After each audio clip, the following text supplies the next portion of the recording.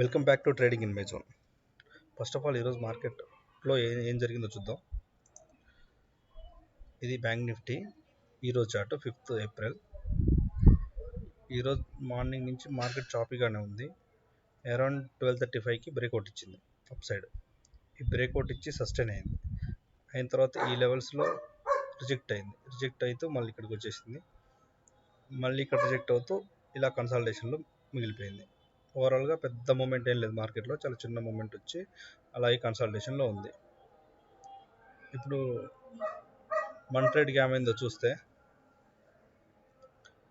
Morning నుంచి ఇక్కడ వరకు ట్రేడ్ అంతా కన్సాలిడేషన్ ఉంది కాబట్టి ఏ స్టాప్ లాస్ హిట్ అవ్వలేదు. అరౌండ్ 3000 అలా ప్రాఫిట్లో ఉంది. 3000 to 4000 వరకు కూడా ప్రాఫిట్లోకి వెళ్ళింది. ఇక్కడ ఈ బ్రేక్అవుట్ అప్పుడు సిఈ స్టాప్ లాస్ హిట్ అయిపోయి ఇలా పైకి వెళ్ళినప్పుడు ప్రాఫిట్స్ బాగా ఇంక్రీజ్ అయినాయి. ఇలా రిజెక్ట్ అయ్యి కిందకి వచ్చినప్పుడు ప్రాఫిట్స్ మొత్తం పడిపోయినాయి. అరౌండ్ ఈ లెవెల్లో అయితే ఆల్మోస్ట్ ఫ్లాట్ ఉంది. తిరిగి మళ్ళీ ఇలా వెళ్తున్నప్పుడు ఇక్కడ మళ్ళీ సిఈలో రీఎంట్రీలు అవ్వడాలు జరిగినాయి. ఇక్కడ అవి అలానే నడుస్తూ కొంత డికే వచ్చింది టూ సైడ్. అందువల్ల మార్కెట్ ఇట్లా ఉన్నా కూడా, ఇట్లా వీషేప్ రికవరీ ఫామ్ అయినా కూడా కొంత ప్రాఫిట్లో ఎండ్ అయ్యాం.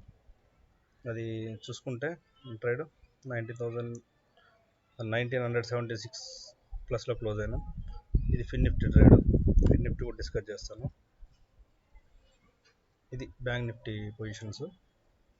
ఇంకా ఫిన్ నిఫ్టీకి వెళ్తే, ఫిన్ నిఫ్టీ చాలాసార్లు స్టాప్ లాస్ హిట్ అయ్యాయి. ఫిన్ నిఫ్టీలో మాత్రం ఇలా మార్నింగ్ అప్ సైడ్ డైరెక్షన్ తీసుకుంది, అప్పుడు హిట్ అయిపోయినాయి. సిఈ సైడ్ ఇటు సైడ్ వచ్చేసింది, పిఈ సైడ్ ఇబ్బంది అయింది, మళ్ళీ సిఈ సైడ్, మళ్ళీ పిఈ సైడ్. ఓవరాల్గా పెద్ద ప్రాఫిట్లు ఏం రాలేదు.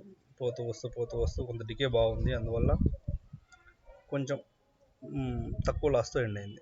మనం చూసుకుంటే అరౌండ్ ఒక 72 రూపీస్ అట్లా లాస్ట్లో క్లోజ్ అయింది ఫిన్ నిఫ్టీ ట్రేడ్. ఇది టెస్టింగ్ 1 లాట్తో చేస్తున్నాను.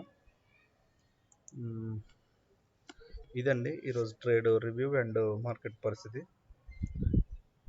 నెక్స్ట్ వీడియోలో ఇలా నార్మల్గా కాకుండా ఇంకొంచెం ఏదైనా వాల్యూ యాడ్ అయ్యేటట్టు చేద్దాం అనుకుంటున్నాను.